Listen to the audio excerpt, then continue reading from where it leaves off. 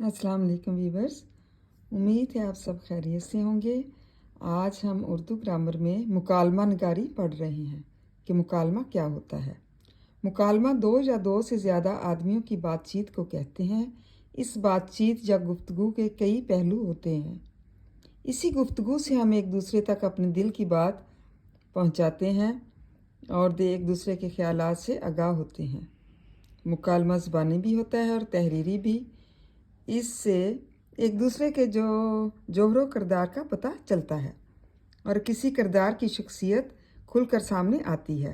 यही मुकालमा ड्रामे, नावल और अफसाने की जान है और शोहरत मिलती है, और इन ही से हम एक दूसरे की कदर कीमत का अंदाज़ा करते हैं।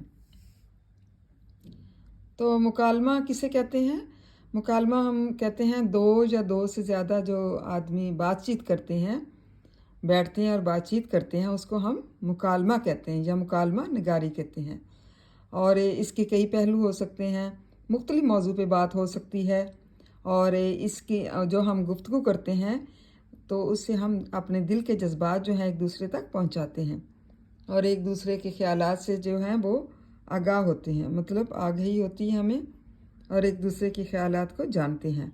और ये मुकालमा जो है हम ज़बानी भी कर सकते हैं और तहरीरी भी, मतलब हम ज़बानी भी बोल सकते हैं और इसको लिख कर भी पेश कर सकते हैं।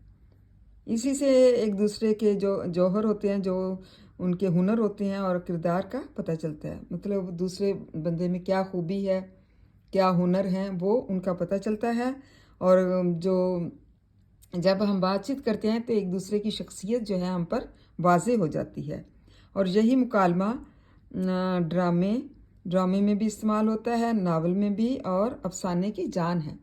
मतलब हम गुफ्तगू करेंगे तो हमें पता चलेगा ना कि हम एक दूसरे के बारे में क्या जानते हैं और दूसरा हमारे बारे में क्या समझता है, और फिर इससे शोहरत मिलती है और हम एक दूसरे की जो कदर कीमत होती है, एक दूसरे के ख्यालात को जानते हैं, एक दूसरे का अंदाज़ा लगाते हैं कि इसमें कौन कौन सी बातें जो हैं वो पाई जाती हैं, या किस किस्म की गुफ्तगू ये इंसान करता है कि जिससे इसका किरदार जो है खुलकर सामने आ जाता है।